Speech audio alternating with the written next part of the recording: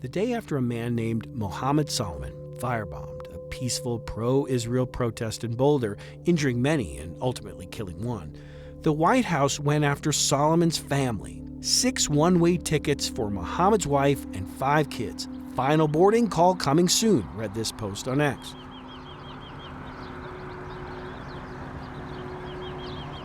For 10 months, while the family appealed their detainment, ICE kept the Egyptian family here. Dilley Immigration Processing in South Texas, one of the largest family detention centers in the U.S. Investigators believe there is zero indication the family knew anything about the Boulder attack beforehand. Here, the family waited until a judge issued this order. The district court ordered the family released that afternoon. They spent the night in San Antonio, and supporters of the family started driving them up to Colorado Springs. 2 days later, Hayam El-Gamal and her 5 kids checked in here, the ICE office near Denver, for what was supposed to be that simple, routine 20 to 30 minute in and out in Centennial, Colorado. Do you feel like what happened in Centennial was planned? Absolutely. This was a plan. There's no doubt. And now we can report this. Hours before the meeting, ICE already had that plan and a plane in place.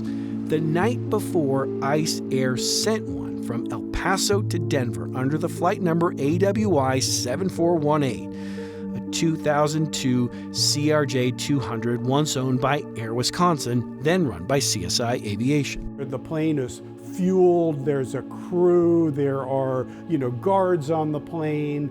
None of this, could have happened with a few hours of planning. The plane was positioned and ready to go, and ICE had a plan. As Frenzen and others raced to get a judge to rule on their habeas petition filing, the plane took off under a new flight number we found, AWI 7128. We see that it's flying to one of the airports outside of Detroit. After it landed in Michigan, it took off again and headed east under another flight number, AWI 7228. We assume that the plan was then to fly from New Jersey, probably to Egypt. A plane built to fly 50, flown across the country with only one family on board. On this leg, with the plane in the air, a federal judge in Denver finally said when it comes to Hayam El-Gamal and her kids, the U.S. government shall not remove. The only question then, would the U.S. government comply? And then ultimately, as we saw on the flight tracker, the plane did an 180-degree turn in the air. We saw it too.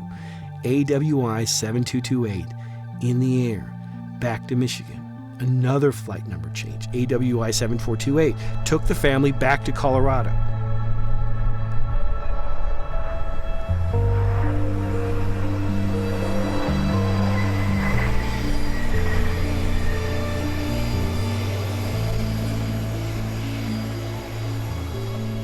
Using the same techniques we'd used to find other planes, we found it and recorded it too.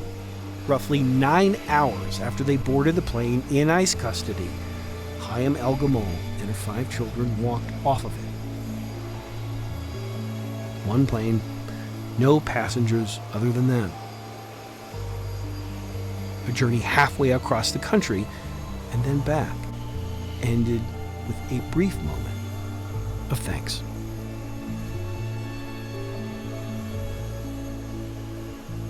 That plane was put in Denver specifically for the El-Gamal family. It was not part of a movement of people from Aurora to South Louisiana or Aurora to El Paso, for example. It was a plane that was sitting on the tarmac at Denver International Airport just waiting for this family. ICE released the family within hours. Chris Vanderveen joins us now. Chris, I've been following this series closely, and just what you revealed there. The family, Soliman's family, turning back around, getting off the plane. You guys jumped on this. Can you elaborate a little bit more? Yeah, when that plane was in the air, because of the work that producer Chris Hansen had been able to do with this investigation, we could see where that plane was going. We knew the signs to look out for, how ICE Air Operations was going. And so When that plane turned around, Chris knew about it. When that plane was flying back to Denver, Chris also knew about it because we had been following these planes for many months at that time. So this was obviously a lengthy investigation. This is one example of what ICE air operations can do when it puts all of its sort of operations behind something like this. But this was one plane for one family. And this particular plane and this particular family, this particular flight out of the country, as it seems it was headed, there was a judicial order in effect. So it would seem that ICE was carrying this out even though they were told to stop? Yeah, I mean, there have been orders around the country, particularly back in Texas where they had been previously being held, to like remove them back to Colorado. Now, ICE will defer and say that they believe they had the authority to remove the family and send them potentially back to Egypt.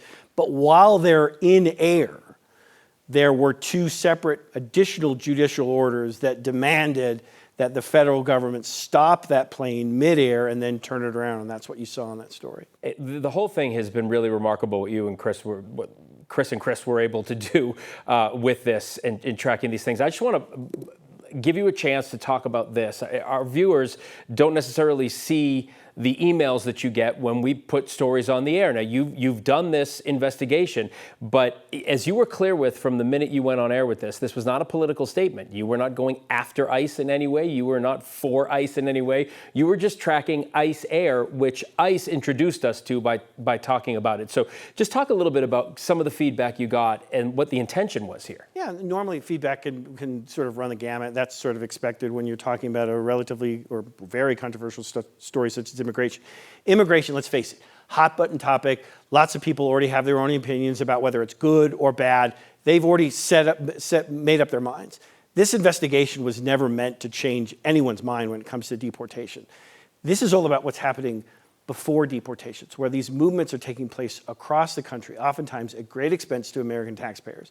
And it is clandestine. It is operating in airports such as Denver International Airport on days like today where people are flying to various stops around the country. They may not even know that these planes are flying right next to them.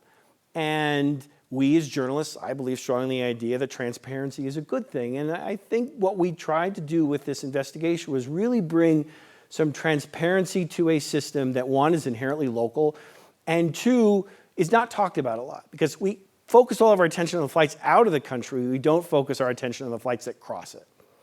Chris Vanderveen, great work. You and Chris Hansen. Thank you. Thank you. And just a reminder, you can watch the full hour-long documentary. We aired it in pieces here on the early shows, but you can watch the whole thing, ICE Air, Inside America's Secret Deportation Network, streaming now on 9 News Plus. All you have to do is scan that QR code on your TV and watch for free.